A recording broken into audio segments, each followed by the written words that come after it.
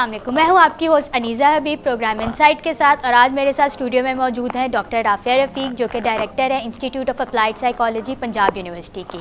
अस्सलाम वालेकुम मैम। वालेकुम सलाम, कैसी हैं अनीज़ा? मैं ठीक हूँ, आप कैसी हैं? अल्लाह का। आज हम इनसे बात करेंगे कि मौजूदा सूरत हाल के मद्देनज़र लोगों में जो गुस्सा और चिड़चिड़ापन आ रहा है, तो आप इसके बारे में हमें बताएं कि ये क्यों इस तरह से लोग आ रहे हैं। जी, बहुत अच्छा टॉपिक है अनीज़ा। हम देख रहे हैं कि हमारे घरों में, क्योंकि पैंडेमिक की वजह से जो लॉकडाउन हुआ हुआ है, हमारे घरों में सब लोग बैठे हुए हैं। हमारे जो हैं घरों में बुज़ुर्ग भी हैं, और ये पहली दफ़ा ऐसा हुआ है कि सारे लोग इकट्ठे घरों में हैं। तो मेरा ख्याल में बहुत सी रीज़न्स हैं इसकी। एक तो ये है कि लोग लॉकडाउन की वजह से बाहर नहीं जा पा रहे और उसकी वजह से बहुत फ्रस्ट्रेटेड हैं, स्पेशली बच्चे और थोड़े से टीनेजर्स, क्योंकि वो यूज़ टू थे बाहर निकलने के, फिरने के, खाने पीने के।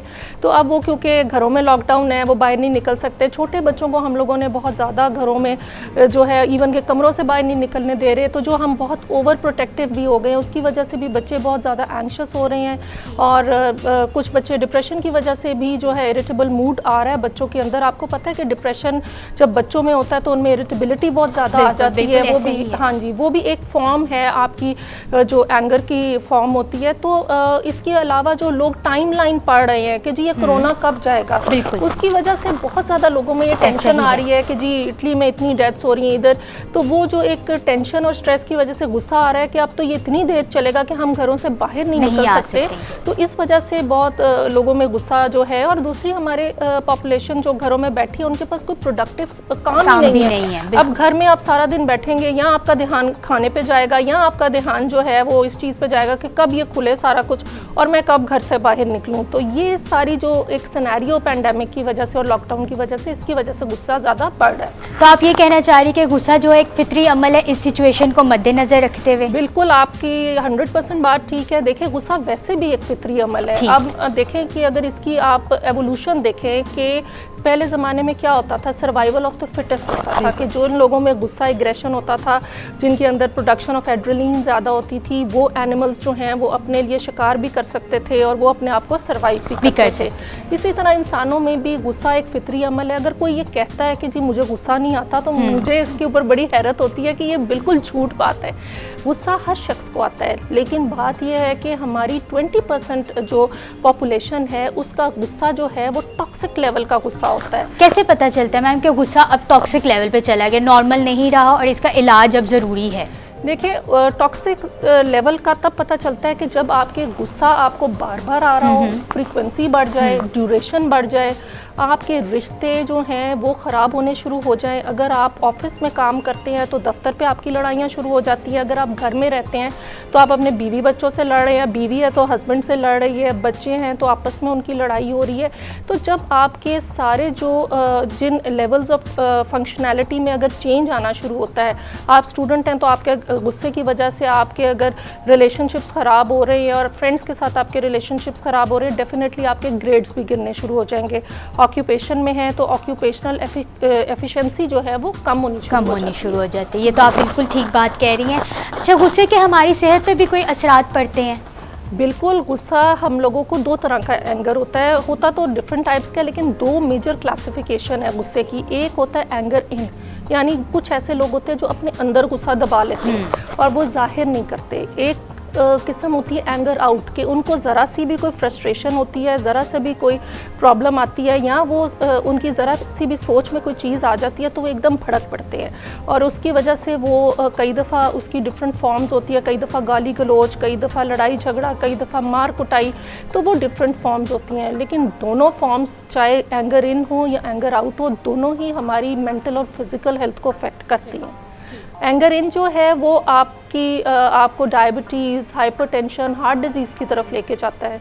तो रिसर्च यही कहती है कि ना गुस्सा अंदर दबाना चाहिए और ना बहुत बुरी तरीके से बाहर निकालना चाहिए। ठीक है, अब आप मुझे बताएंगे कि मौजूदा सूरत हाल के मद्देनज़र लोग किस तरीके से गुस्से का इजहार कर रहे हैं, क्योंकि अब सब साथ रह रहे हैं, वो वाली रूटीन पहले जैसी स्ट्रक्चर्ड नहीं रही। तो अब एक जगह घर में जब सब रह रहे तो किस तरह बच्चे इजहार कर रहे हैं, बड़े कैसे इजहार कर रहे हैं? बच्चों के इजहार के तरीके और होते हैं। बच्चे मासूम होते हैं वो इरिटेबल हो रहे हैं, वो छोटी छोटी बातों पे जो है वो नेगेशन कर रहे हैं, छोटी छोटी बातों को मान नहीं रहे। पेरेंट्स अगर कह रहे हैं खाना खा लो तो वो खाने पे भी तंग कर रहे हैं, उनके अंदर चिड़चिड़ापन आ गया है और वो टेम्पर टेंट्रम्स इंक्रीज़ हो गए हैं, स्पेशली टॉडलर्स के।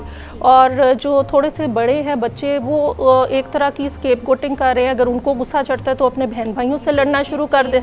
हाँ, डिस्प्लेसमेंट आ रही है और मियाँ बीवी के दरमियान भी यही हो रहा है कि अगर हस्बैंड को गुस्सा चढ़ रहा है तो वो अपनी वाइफ के साथ लड़ाई शुरू कर देता है। अगर ज़ाहिर आपको पता है कि आजकल हाउसवाइफ सारे हाउसवाइफ बने हुए हैं, इवन इंक्लूडिंग अस जो कि प्रोफेशनल्स हैं, हम घरों से काम कर रहे हैं, तो घरों में ज़ाहिर है काम वाले उस तरीके से हमें हेल्प नहीं अवेलेबल, तो हमारा काम बढ़ गया है। तो उसकी वजह से ख़वातीन में बहुत ज़्यादा गुस्सा आना शुरू हो गया है। और जिन घरों में पता नहीं चल रहा कि सुबह कब हुई है, नाश्ता कब है, दोपहर का खाना कब है, तो उस वजह से उनका काम बढ़ गया। जब आपका वर्कलोड बढ़ता है और आपको थकावट फील होती है, उससे भी गुस्सा आना शुरू हो जाता है। और कई दफ़ा ये होता है कि अगर आप की नींद पूरी ना हो, देखिए जो हम लोगों की अनस्ट्रक्चर्ड सी लोगों की अक्सर लाइफ देखे हो गई है, तो लोग टाइम पे सो नहीं रहे।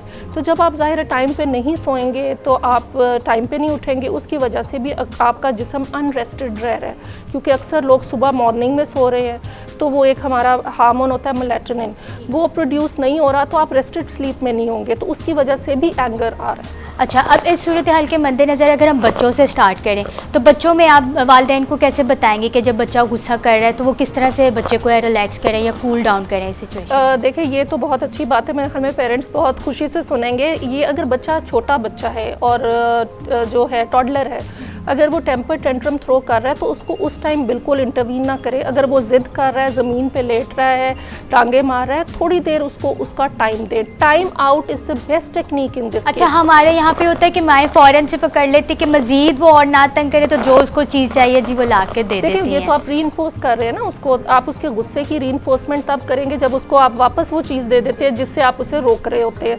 तो मेरा ख्याल में टाइम आउट बच्चों के साथ बहुत अच्छी टेक्निक है, इवन के बड़ों के साथ। और पहले तो देखिए, अगर ये जब पैंडेमिक नहीं शुरू हुआ था और लोग घरों में अगर लड़ाई होती थी तो अक्सर मैंने देखा है कि हस्बैंड्स हैं या वाइफ्स हैं, उनमें से कोई एक बंदा टाइम आउट के लिए घर से बाहर चला जाता है या किसी और कमरे में चला जाता है। लेकिन अब प्रॉब्लम यह है कि टाइम आउट कहाँ करें, उन्होंने अंदर ही रहना है। ये भी एक वजह है कि लोग अपने लिए टाइम आउट कर नहीं पा रहे, लोगों के लिए वो स्पेस नहीं है। और लोग, क्योंकि सब लोग आदत भी नहीं है लोगों को सबके साथ रहने की, और वो कुछ लोग जो आधा दिन बाहर होते थे वो जब सारा दिन घर रहेंगे और वो ज़ाहिर है फ्रस्ट्रेटेड फील कर रहे हैं, और फ्रस्ट्रेशन सबसे बड़ी रीज़न है इस गुस्से की।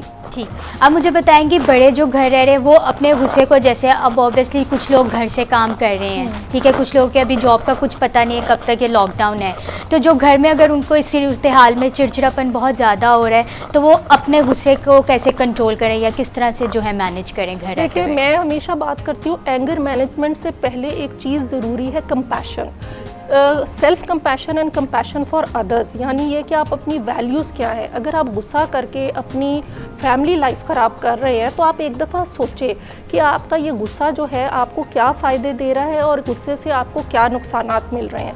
तो हम इस टेक्निक को रिफ्रेंटिंग भी कहते हैं। डबल कॉलम टेक्निक होती है जिसमें हम अक्सर लोगों से कहते हैं कि आप लिखें कि गुस्सा करने के आपको क्या फ़ायदे हैं और ना करने के क्या फ़ायदे हैं, या करने के क्या नुकसानात हैं। तो और दूसरी बात है कि आप जब कंपैशनेट ग्राउंड पे अपने पार्टनर्स के लिए सोचना शुरू कर देंगे, स्पेसिफिकली पैंडेमिक की सिचुएशन में, अगर जो मेल मेंबर्स हैं वो अपनी वाइफ्स के लिए सोचेंगे कि जी ये भी बहुत इसका भी काम इंक्रीज़ हो गया है, तो जो वो कंपैशन है ना उनके गुस्से को कम करने में मदद करता है। इसी तरह हम अपनी वैल्यूज़ को अगर सोचते हैं, हम एम्पैथेटिक होते हैं अपने फैमिली मेम्बर्स के लिए। हम आज जो डिस्कस करें, हम जनरल गुस्से की बात से ज़्यादा इस टाइम हम डिस्कस करें कि अपने फैमिली मेम्बर्स।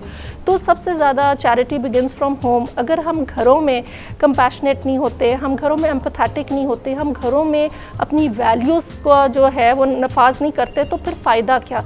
तो अगर हम जब भी गुस्सा आए यही सोचें कि जी we have to be compassionate, this is an unforeseen circumstances और we are in a process of making history. तो मेरा ख्याल में हम जब अपने माइंड को इस चीज़ पे लाएंगे और अपनी नेगेटिव थॉट्स को जो है थोड़ा सा बैलो डाउन करेंगे। जैसे गुस्सा क्यों चढ़ता है, मैं आपको एक सिंपल सा उसका बताती हूँ कि आप देखें कि आप अगर अपनी फ्रेंड को कॉल करती हैं और आपकी फ्रेंड आपका टेलीफोन नहीं उठाती, तो आप उसको गुस्सा इसके टेलीफोन ना उठाने पे नहीं चढ़ेगा, आपको आपकी सोच पे उसको सोचेंगी कि इसकी इतनी हिम्मत किसने मेरा फ़ोन नहीं उठाया, इसके पास मेरे लिए इतना वक्त भी नहीं है, ये चीज़ें ये इतनी अपने आप को समझ रही है। जो ये कॉग्निशंस है ना, नेगेटिव कॉग्निशंस, ये गुस्से की तरफ लेके जाती है, इवेंट्स नहीं लेके जाते।